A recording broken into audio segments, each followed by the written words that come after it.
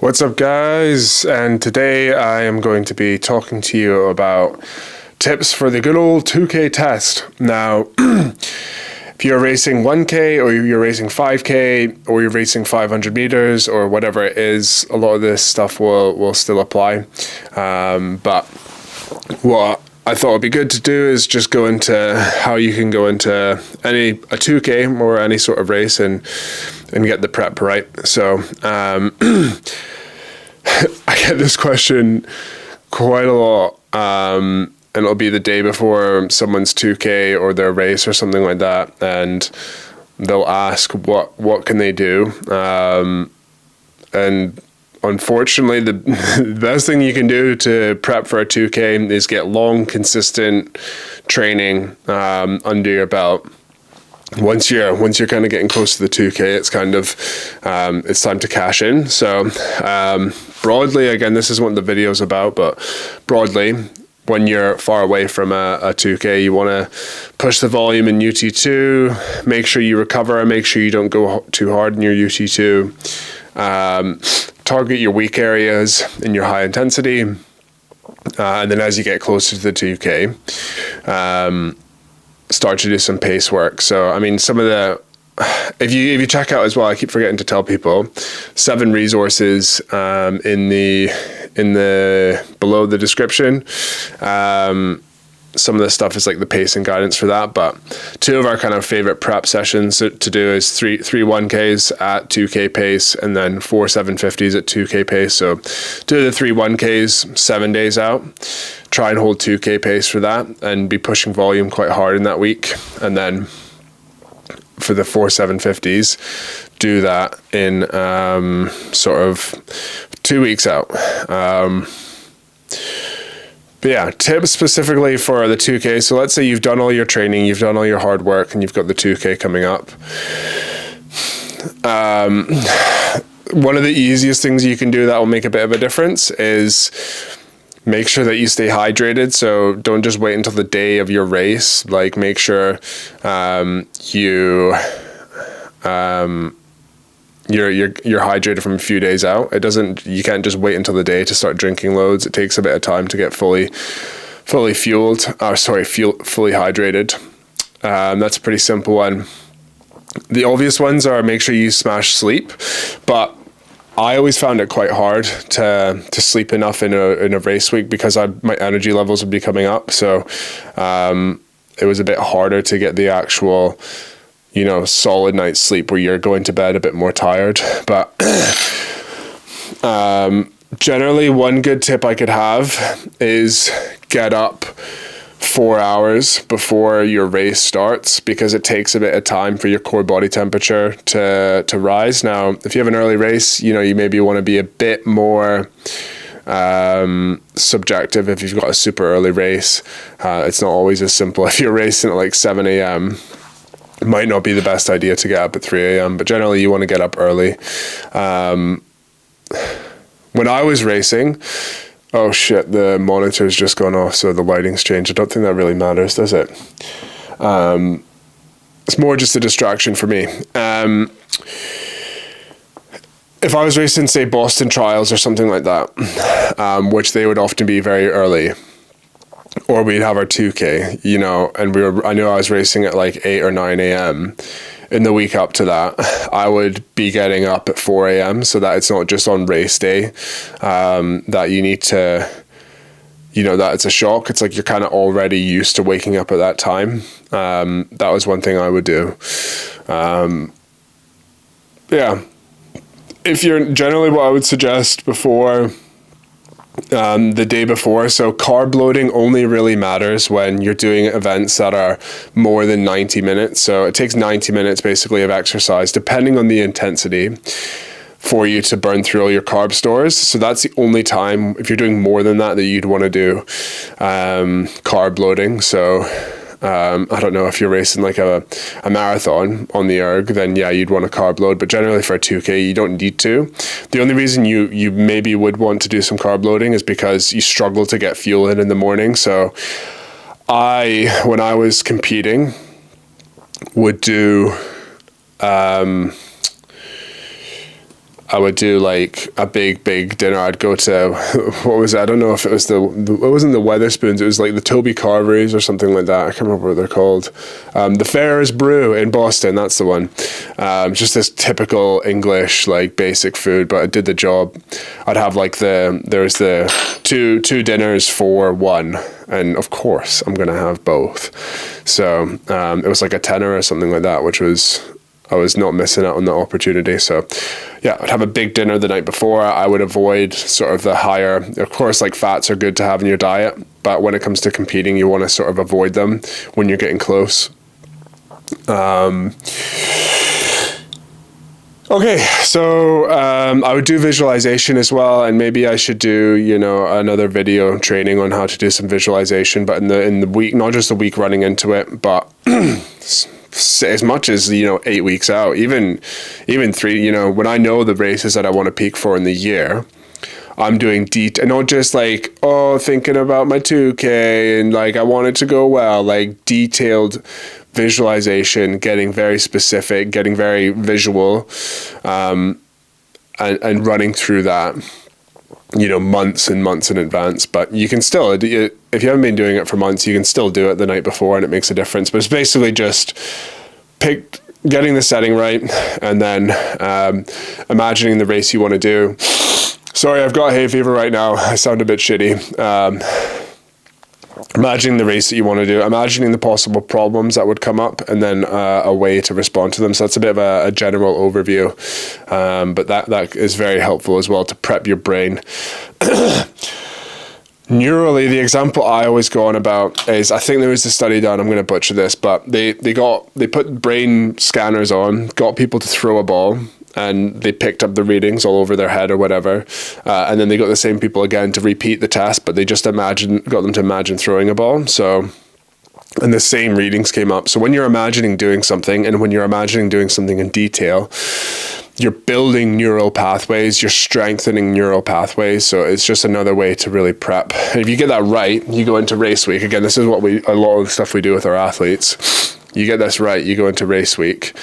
And especially have an idea of where your problem areas are. Visualization is like a really good way to be prepared for them. So, for example, we had someone coming back from the summer, and their big problem was, when they were doing some training in the summer, and their big problem for the 2K was 250 in, they'd feel that first pinch, and it would always get to their head. So basically just came up with a plan and a strategy to do some visualization so that they could overcome that. And purely just from the visualization, the mental work, we're able to break through that. So visualization is good. Make sure you do it in detail. Get to bed early.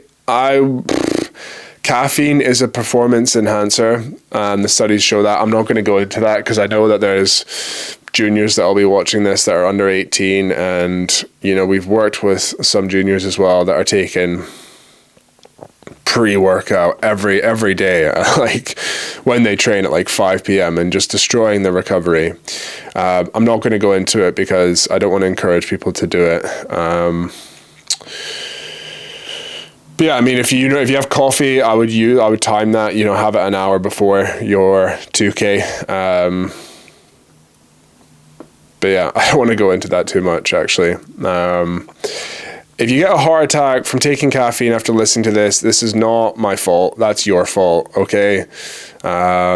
Disclaimer, that is not medical advice at all. You need to check with your doctor. Make sure that you're okay to take caffeine, and that if you do, it's a very small amount. So don't sue me, okay?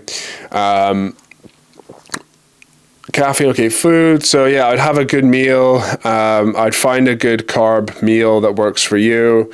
It's not about just like the one diet that, Olympic champion had. It's like a carb rich meal that works for you. I'd have that a good amount of time before your 2K.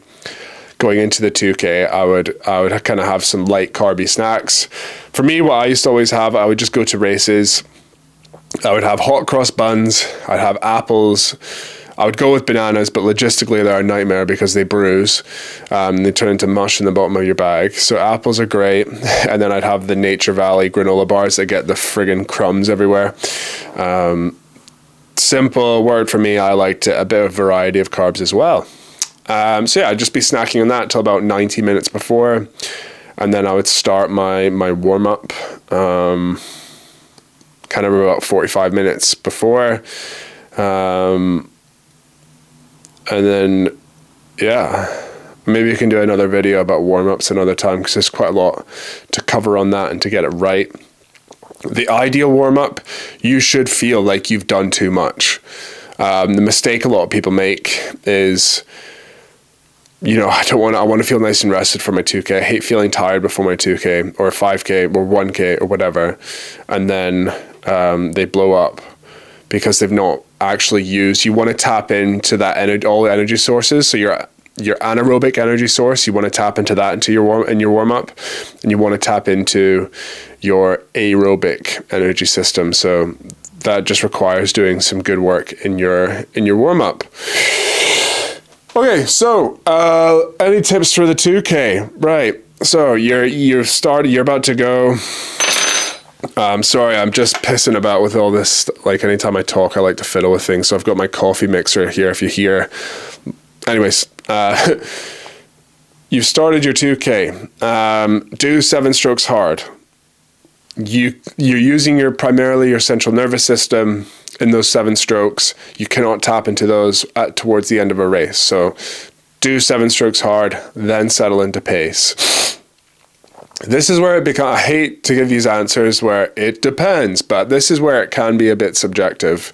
The data that we've collected in all of our athletes' successful PBs, a negative pacing strategy is the best one, where you do the 7 strokes hard, you settle onto a kind of a pace where you're 1 or 2 splits above, and then even that second 500, again, you can go pretty slow, and then once you pass halfway, like, definitely try to drop it under the average in that third 500, and then sprint like mad in the third 500.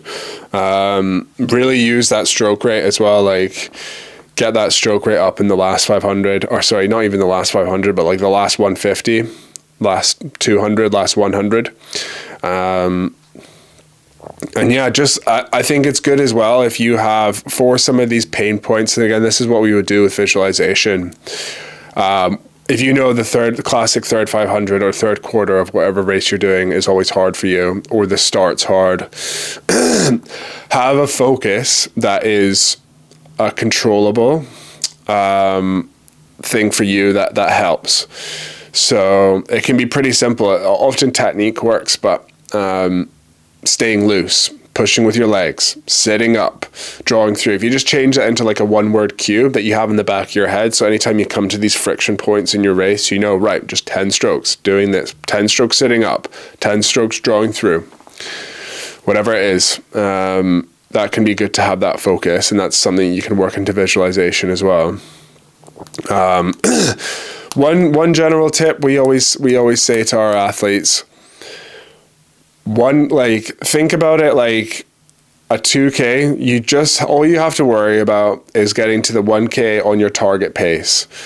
Most people sitting here, if you know what your 2K pace is, if we said do a 1K, I don't know, does the lighting look any different? The monitor's just gone off. It's because it like flashes and changes that it's going to distract me. Sorry. If I said anybody watching this, if you know what your target 2K pace is, if we said right now, without even warming up, go and do 1K at pace, like you could probably do it. If you can't do it, then I'm sorry, your target 2K pace is not realistic.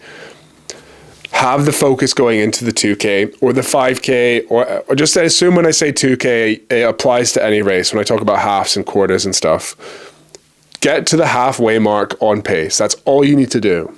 Get to the halfway mark on pace. Just keep saying that going into the race.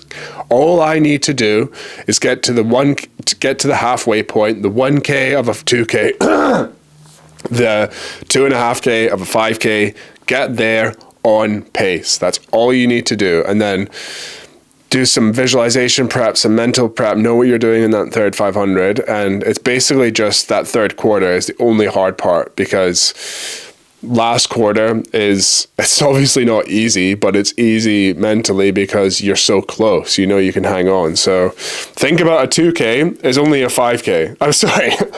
A 2K is only a 500. You only have one hard 500 in a 2K because you know you can get to the 1K on pace, and you know that the last 500 is the fun part. So, or the last quarter is the fun part. So yeah.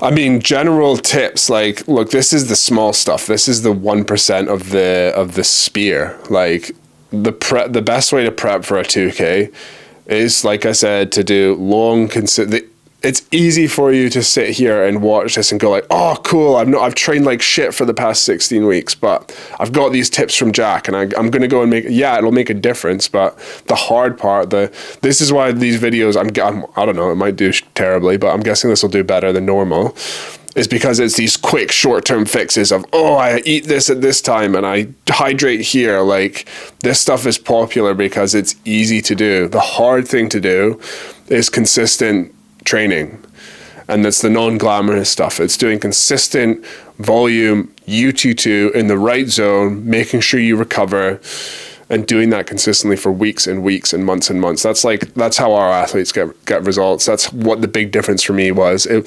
When I started progressing, it wasn't because I figured out to have hot cross buns and friggin' apples and granola bars before my 2K. It was because I figured out how to train properly in the run up to a 2K. So I wish I could say there's some secret pacing strategy that gives you these last minute hacks. And yeah, I guess some visualization stuff does kind of do that. But like longer term, you know, if you're looking at this, you got a 2K tomorrow and you've not prepped well for it, go as fast as you can. But my tip, if you're going to have a shit 2K or you've just had a shit 2K, is use that as fuel. Use that as pain to fire you up for another training block and say, what do I need to do differently? And look at yourself, you know, honestly, and say, what is it that I can do better? Was my prep going into this 2K right? And yeah, look, pretty much the friggin' answer to every single question in rowing is do it consistently, improve your technique, focus consistently, train consistently, do UT2 consistently, do something hard once per week or twice per week consistently. And that's where the hard part is the consistency. Okay, I'm kind of totally going off on a tangent here, aren't I? So yeah. Right, okay, we're going to end it there. If you found this useful, please like the video. I hate asking, but it actually does make a difference. I realize anytime I do ask, people do it. So if you find this valuable, hit the like button and subscribe. Only 25% of you people watching these videos. I'll come at you with my little teaspoon. Only 25% of you are subscribed. What's that about? But yeah, okay, right. I don't actually care. I like making these videos regardless, so I don't give a shit if you like it or not. But it just helps more people see it. But anyways, okay, right. Bye, everybody. Hope you have a good 2K tomorrow. And let me know any questions or any thoughts that you had. And yeah, adios. Oh, yeah.